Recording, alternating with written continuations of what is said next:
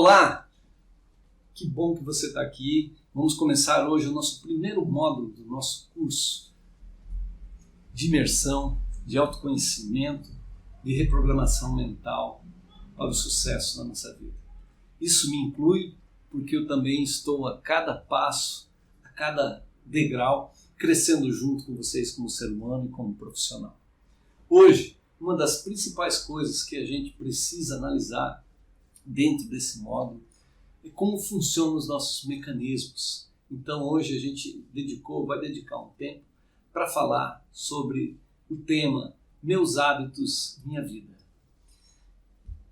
Para que a gente entenda melhor isso, como neurocientista, eu vou passar para vocês uma ótica através do olhar da neurociência. Então, o que é neurociência primeiro, né? A neurociência é aquela que estuda o sistema nervoso e a relação dele com o dualismo da mente e cérebro, né? O que significa isso?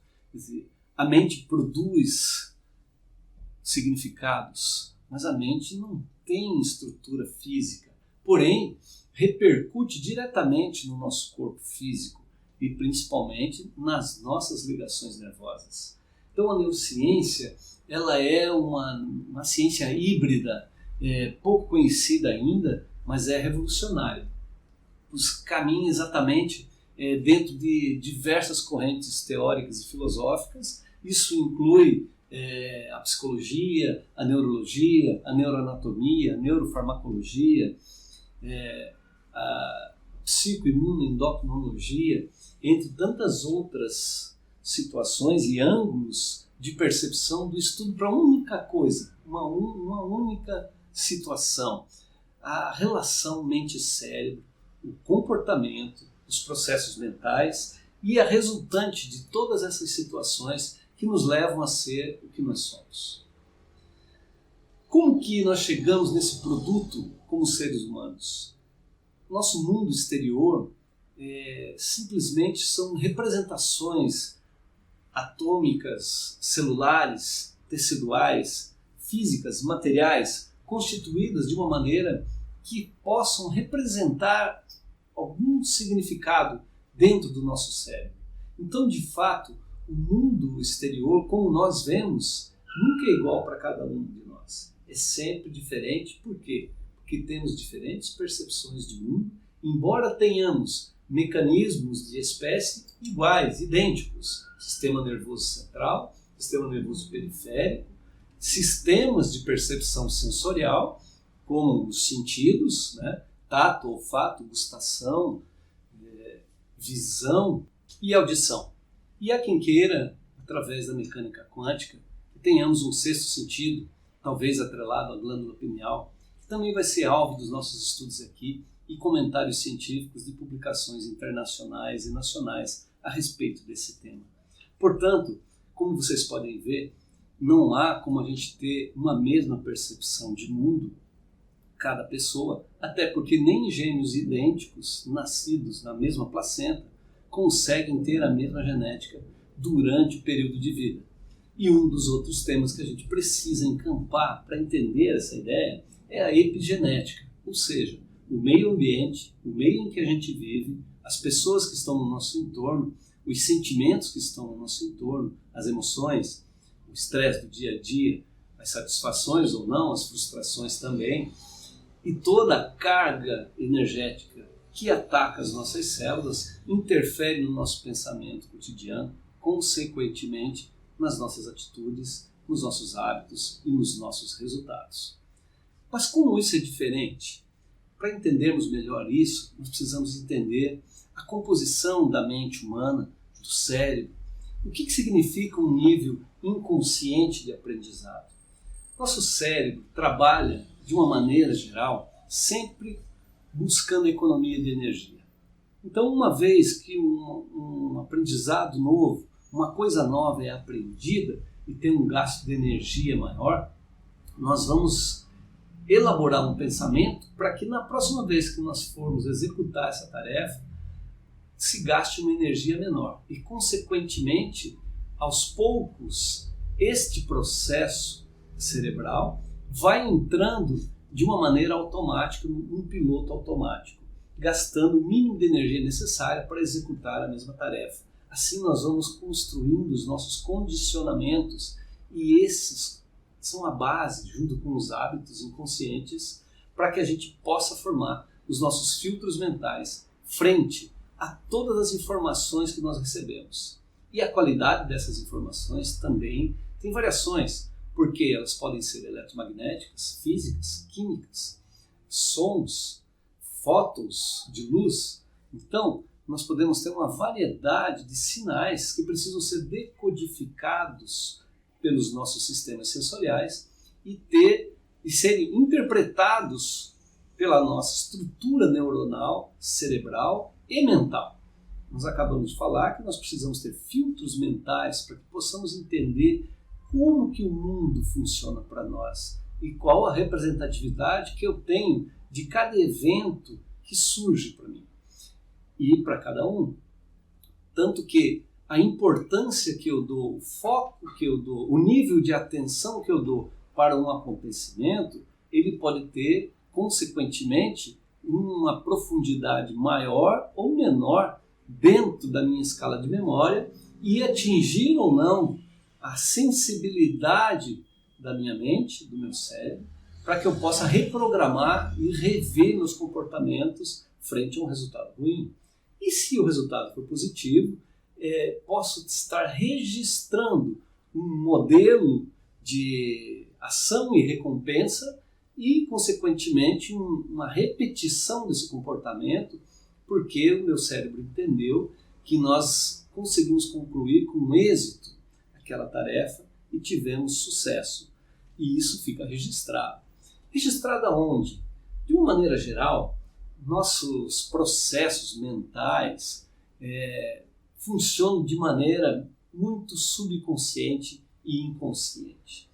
A mente subconsciente, de uma maneira geral, cuida de 88% dos processos que acontecem dentro do nosso corpo, envolvendo memórias antigas, hábitos, vícios, traumas, o senso de proteção individual e coletivo, os relacionamentos, a criatividade e o tempo de ociosidade e o tempo de descanso que também é necessário.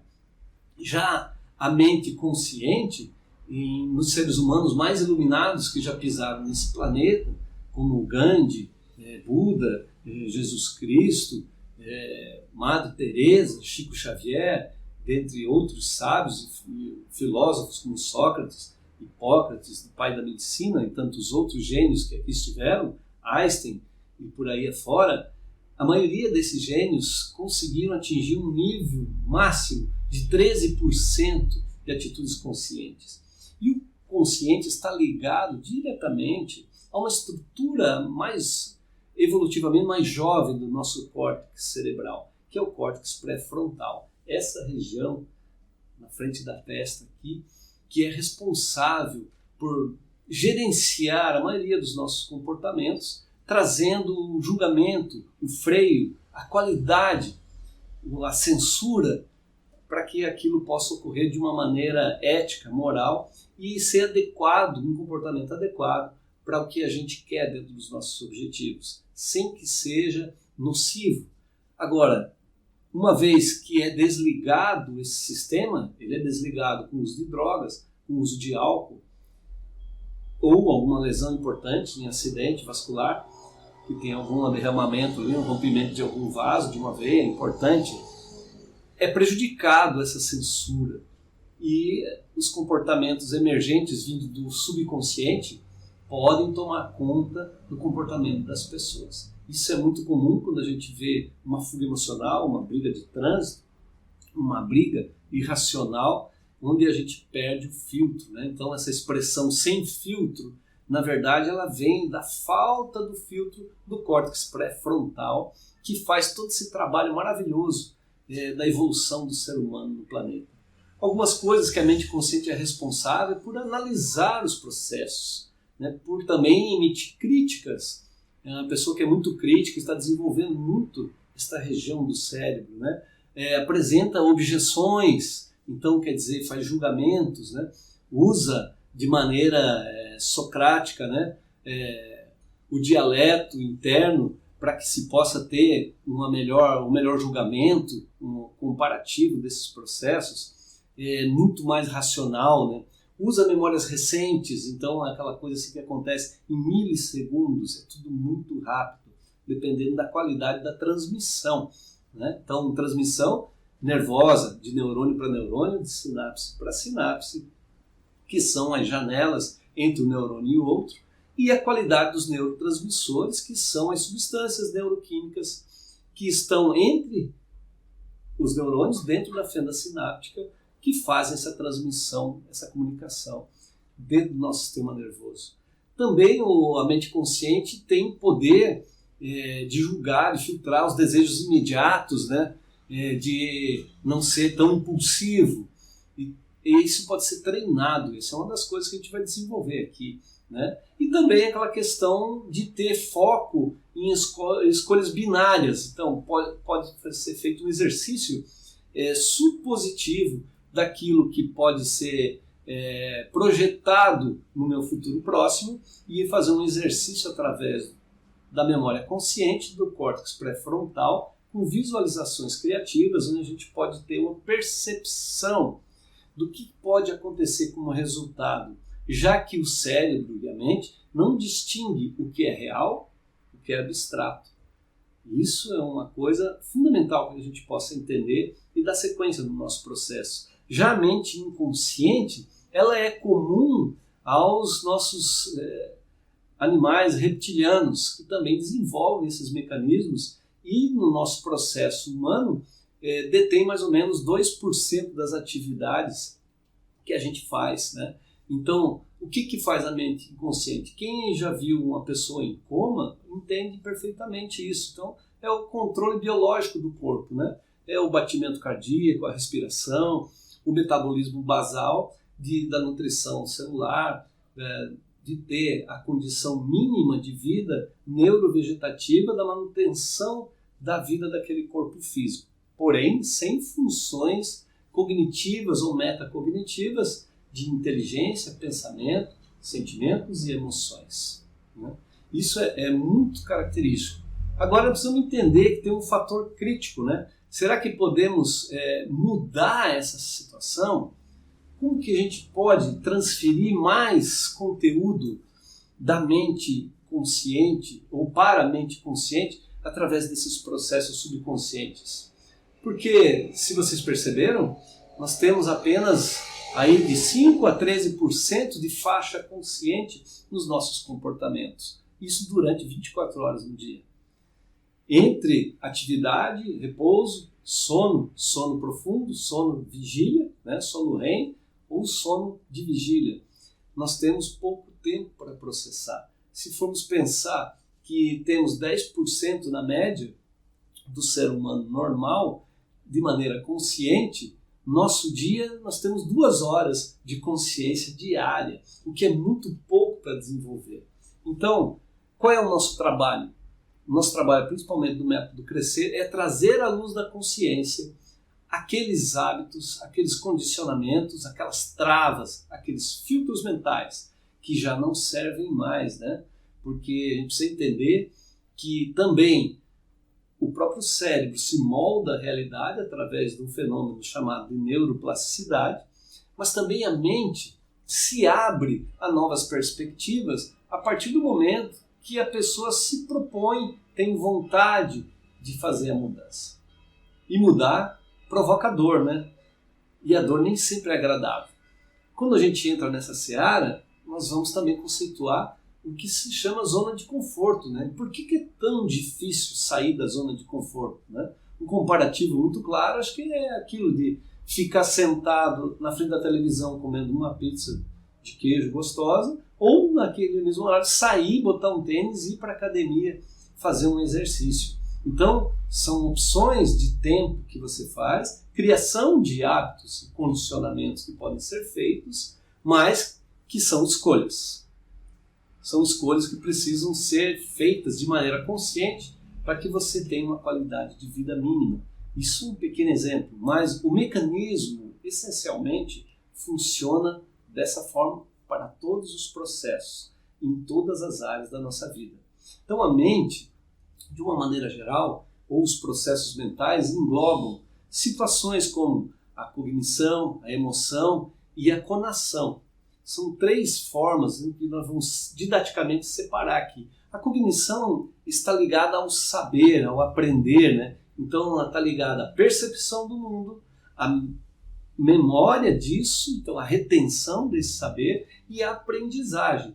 Criar mecanismos a partir da minha visão de mundo para que isso se transforme numa ferramenta útil para o meu dia a dia.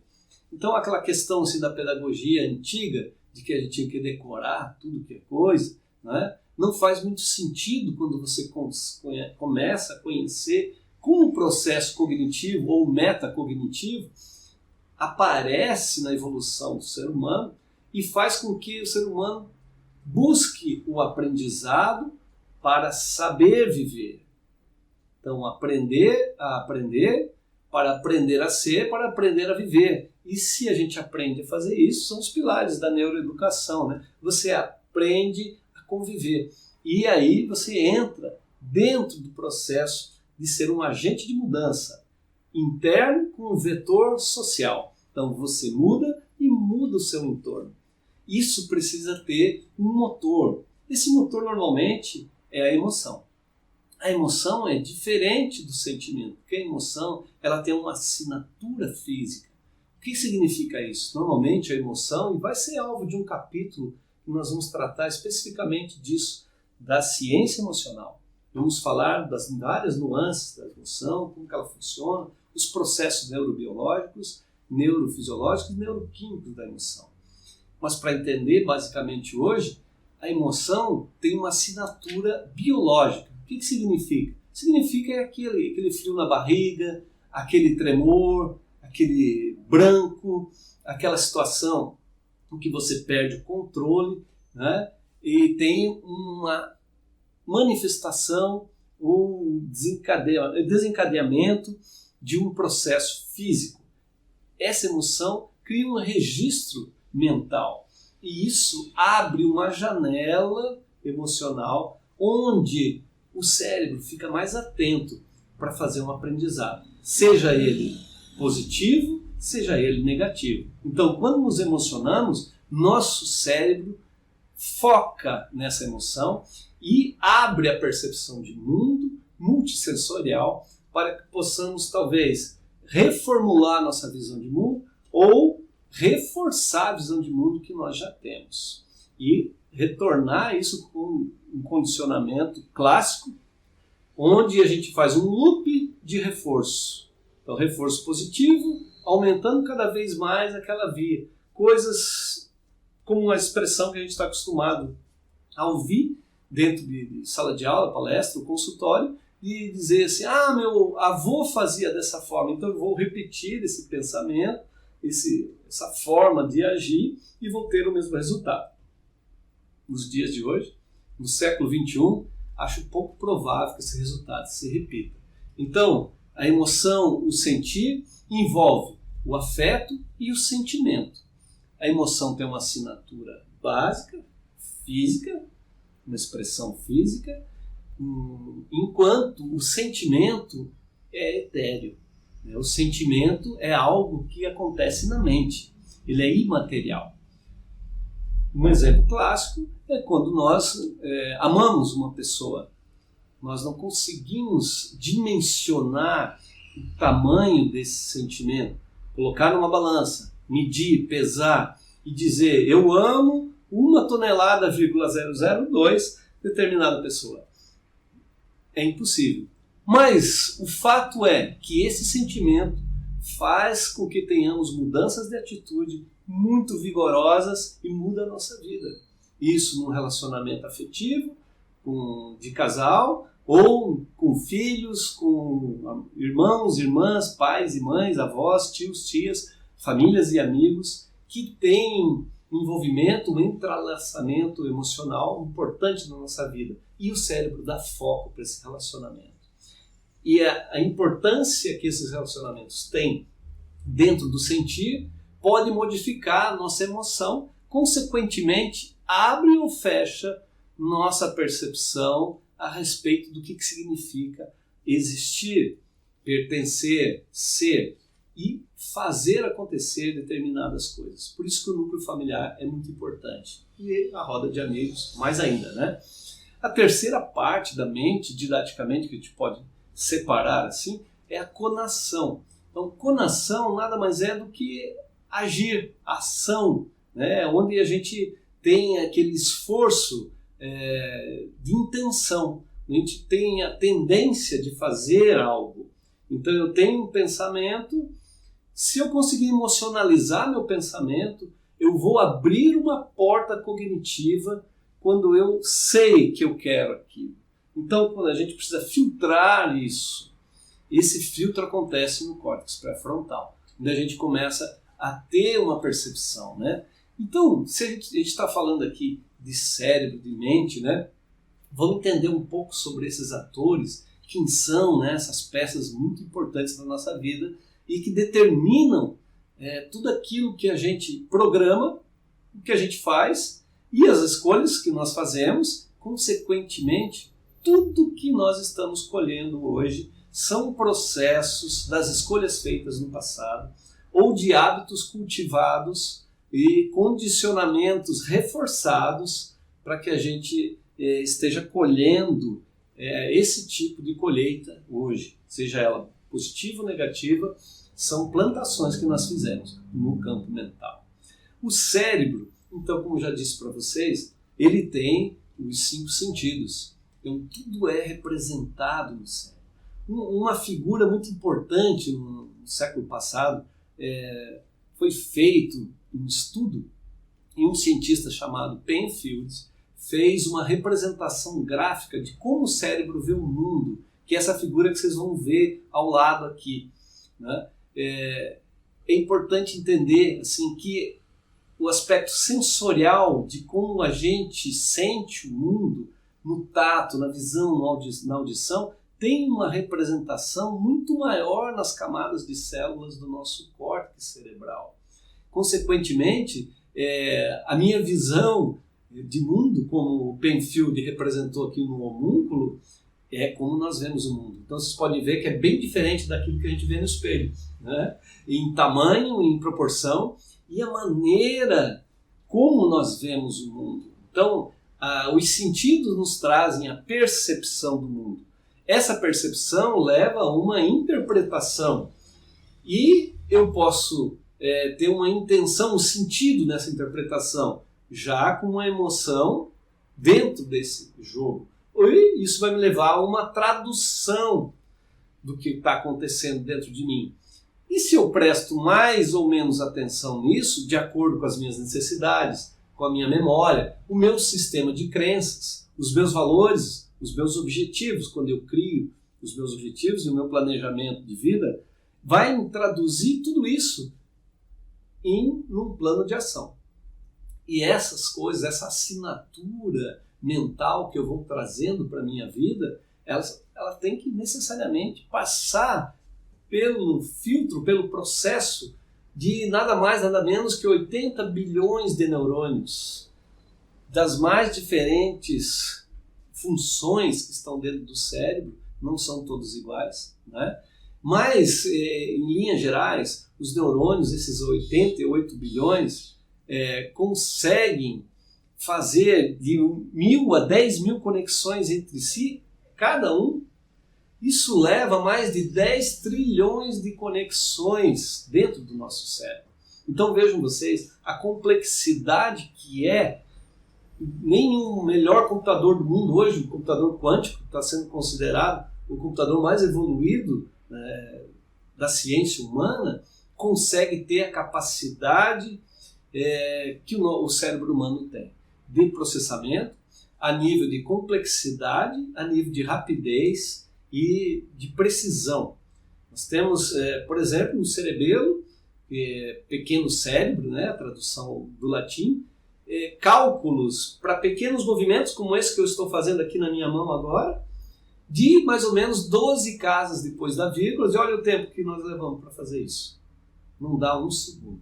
Então a precisão, a capacidade, logicamente que tudo isso depende da integridade que o nosso sistema tá tendo. Nossas células precisam estar bem nutridas, precisam estar dentro de um processo de descanso, atividade, descanso. A importância do sono é vital para que tudo isso aí, o cérebro precisa de reboot, o cérebro precisa de ser reiniciado constantemente. O sono é o remédio natural do cérebro.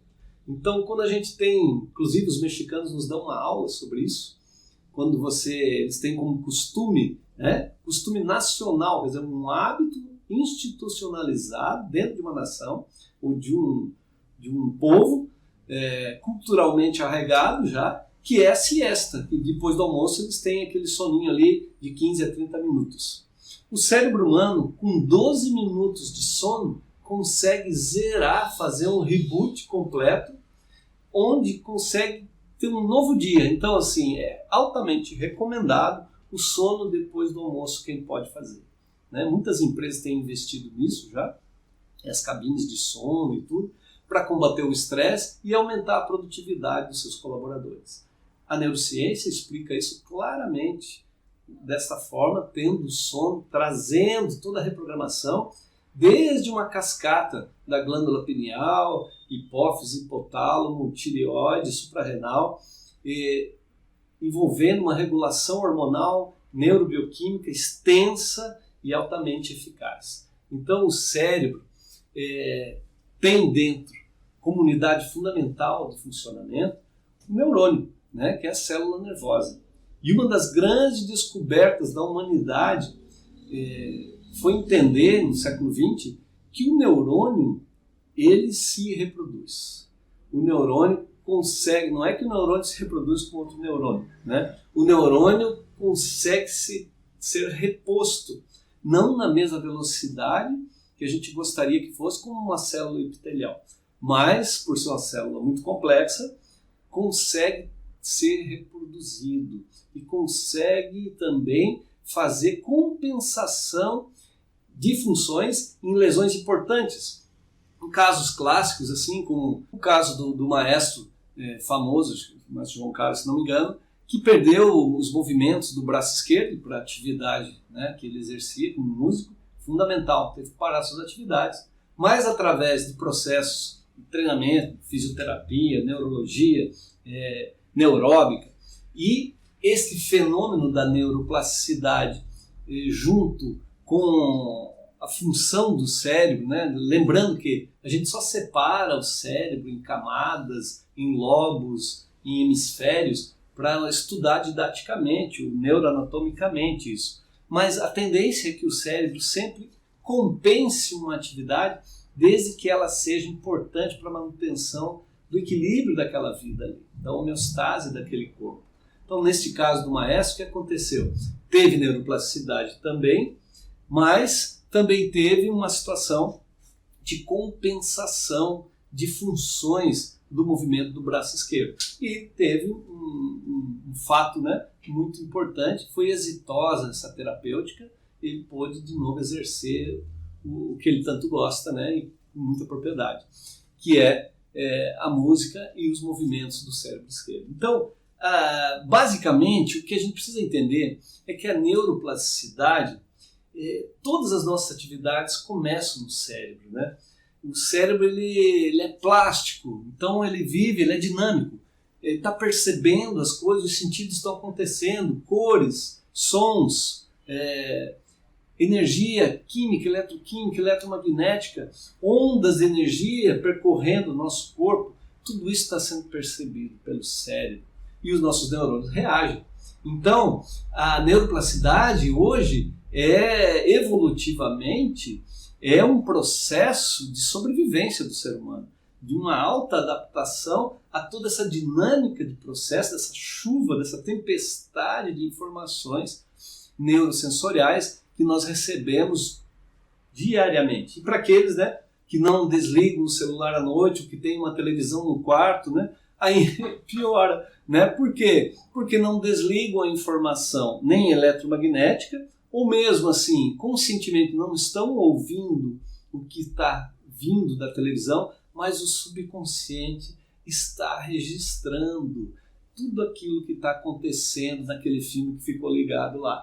E no outro dia de manhã isso vai ser encodificado e vai ser usado em memória de curto prazo. Então tem influência nas próximas atitudes e talvez na formação de memórias. Então esse é um péssimo hábito, você ter televisão no quarto, o celular ligado durante a noite, com a luz incidindo na retina e o som penetrando pelo ouvido, porque o subconsciente vai gravar tudo isso que está acontecendo. Por quê? Porque o cérebro é dinâmico, ele é mutável, ele é flexível e reage aos estímulos externos que a gente recebe, né? Como que isso acontece de uma maneira fácil de entender? Os vários grupos de neurônios vão trabalhando de acordo com os estímulos e vão produzindo representações mentais, né? Assim como a gente falou agora do músculo de Penfield, né? Como é que o cérebro percebe o mundo, e isso é particular e individual para cada um de nós. Por que que é assim? Porque nós temos diferenças na nossa criação, temos diferença na nossa educação familiar e escolar e do ambiente que vivemos. Tudo isso aí vai compondo o nosso acervo de filtros mentais. Então, as representações que o cérebro oferece para nós, na comparação com o que está acontecendo agora, que é uma representação mental que pode estar sendo influenciada por um estado emocional ou não. Então, esses filtros mentais, né, eles muitas vezes são inconscientes e entram no piloto automático. E esses filtros, muitas vezes, são coisas que estão aí sabotando o nosso sucesso. Na parte pessoal, na parte espiritual, na parte financeira, na parte emocional, esses filtros não deixam entrar aquela percepção, coisas simples do tipo, você pode ter ouvido na infância, falar, rico não entra no céu, né? Porque quem é rico, para ser rico, ou fez alguma coisa errada, ou ganhou uma herança, ou ganhou uma loteria. Então, é o tipo de afirmação que vai sendo repetida, vai sendo retroalimentada, vai tendo reforço e vai entrando para o inconsciente, e o subconsciente resgata isso toda vez que você vai lá lidar com dinheiro, fazer um investimento, ou empreender, correr um risco e falar assim, não, eu nunca vou ser rico, porque rico não entra no céu, né? Então são crenças que produzem filtros cognitivos, e esses filtros que vão traçar o resultado de toda a força de vontade que a gente emprega em cada objetivo, em cada meta que a gente realiza. Então não é simplesmente fazer um plano de metas, se esforçar, correr atrás.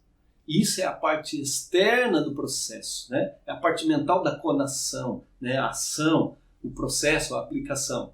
Mas a qualidade do resultado que a gente pode ter ali, talvez com muito, ou com certeza, com muito menor esforço, ela vai acontecer se reformularmos os filtros mentais que nós temos e termos um olhar consciente sobre cada uma dessas situações, em cada setor da nossa vida, para que a gente possa reformular nossa visão de mundo. Então, assim, as janelas para o mundo são os filtros mentais, que são os resultados da experiência de vida e que tem uma representação interna da realidade, daquilo que a gente tem como linguagem, né, de lembranças, de decisões, e que vão formular, ou de crenças, né, vão formular nossos valores e, consequentemente, interferir nas nossas atitudes e no tratamento da informação estratégica que a gente recebe ali, naquele momento. Muitas vezes não temos muito tempo para decidir, mas precisamos ter isso muito bem formatado dentro de nós, né? Então, cada vez que a gente vai construindo esses processos, né, nós vamos criando significados. Então, dentro dos processos mentais, a mente, diferente do cérebro, ela não processa informação como um computador. A mente humana, ela é feita para criar significados do mundo. Então a mente interpreta o mundo e os fatos desse mundo e elabora projetos, cria telas mentais, planeja ações e através da imaginação cria novos mundos e cenários. Então, assim, para um cineasta isso aí é fundamental, né? Uma coisa muito interessante. E esses processos, essa criação mental, parece uma coisa distante? Não, isso acontece a cada minuto da nossa vida, né? A criação mental de significados, do sentido, são exemplos, né, que criaram teorias científicas, filosofia, psicologia, as regras morais, né, o Código de Hammurabi, né, as leis do direito, as obras de arte. A mente humana não é mais um simples habitante do mundo. A mente humana é o grande sistema de construção do mundo, este mundo que nós vivemos hoje. Então, o protagonista dessa construção mental é o pensamento. O pensamento é a operação mental que envolve tudo isso que eu estou falando para vocês, os processos cognitivos e metacognitivos criados pelo cérebro e interpretados pela mente humana. Assim como a mente humana faz a construção do mundo e nos dá essa visão interpretativa que o cérebro produz e é interpretado pela mente, nos dá essa sensação do que representa isso para cada um de nós, de acordo com o nosso sistema de crença, de acordo com os nossos valores e os nossos filtros mentais. A grande moeda disso tudo é a faculdade importante de tudo que está acontecendo tem um processo fundamental que é o pensamento. O pensamento é aquela atividade que precisa ter a participação da emoção, talvez do sentimento, do processo cognitivo cerebral e mental. Então, o que é o pensamento? Conceitualmente, o pensamento é um conjunto de atividades mentais que estão envolvidas na resolução de problemas, e na realização de determinada tarefa ou na tentativa de realizar um objetivo, né? Então, o pensamento é um conjunto de atos mentais orientados por um objetivo. E que objetivo é esse? É a resolução dos problemas, né? Então, a gente precisa entender que os pensamentos, o pensamento voa, né? Os pensamentos nascem de um processo íntimo, de uma coisa interna. E cada um de nós pode produzir essa usina de pensamentos que eles podem ser provocados por todos esses estímulos internos, mas são filtrados pelas nossas crenças, pelos nossos filtros mentais e trazem um resultado que é diferente para cada um de nós. Então cada um pode ver o processo de uma certa maneira e trabalha em camadas, podemos dizer assim, de complexidade. Se a gente entender, e lá voltando naquela questão do mundo animal, né, do cérebro reptiliano, onde o inconsciente está ali atuando, fazendo a manutenção da vida, nós podemos dizer que ali é a sede dos hábitos, né? Aquela repetição automática que comanda muito da nossa vida diária. E podemos atribuir para o inconsciente o instinto, né? A ação, aquele comportamento que vai levar efetivamente à ação, a sair de casa e fazer alguma coisa, né? Os mamíferos, de uma maneira geral, no nosso cérebro, até o hipotálamo, né? Até o diencéfalo, da metade do cérebro, então que é comum a muitos outros animais mamíferos, nós temos a questão do cérebro emocional, do afeto. Então as emoções existem nos outros animais, assim como em nós, né? E esta parte do cérebro é responsável pelo sentimento. Então, a emoção e o sentimento, ela pode existir também dessa maneira, e uma coisa é ligada à outra, não tem separação. E, por fim, o que a gente tem assim, como parte mais evolutiva dos mamíferos superiores, que é o neocórtex, né? Que é essa última camada do cérebro, onde evolutivamente tem muitas circunvoluções, quer dizer, muitas camadas de neurônios, umas sobrepostas às outras e organizadas de uma maneira muito interessante, né? Assim como as baleias e os golfinhos. Os golfinhos têm os cérebros mais evoluídos desse planeta, né?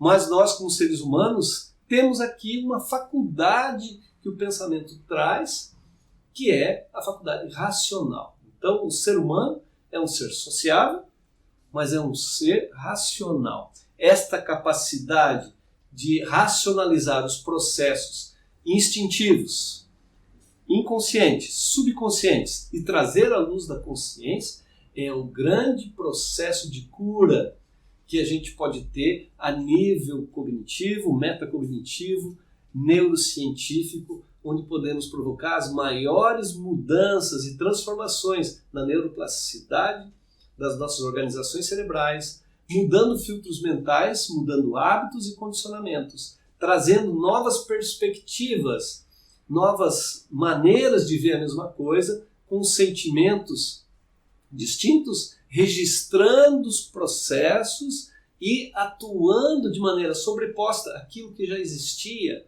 Não são extintos aqueles sentimentos, eles são ressignificados a partir de uma nova leitura, de uma nova estrutura cognitiva que é criada a partir dessa nova visão que cada um pode ter através de insights produzidos ou provocados por várias situações na vida, né? Como dizem os filósofos, a gente pode evoluir basicamente de duas maneiras, ou pelo amor ou pela dor.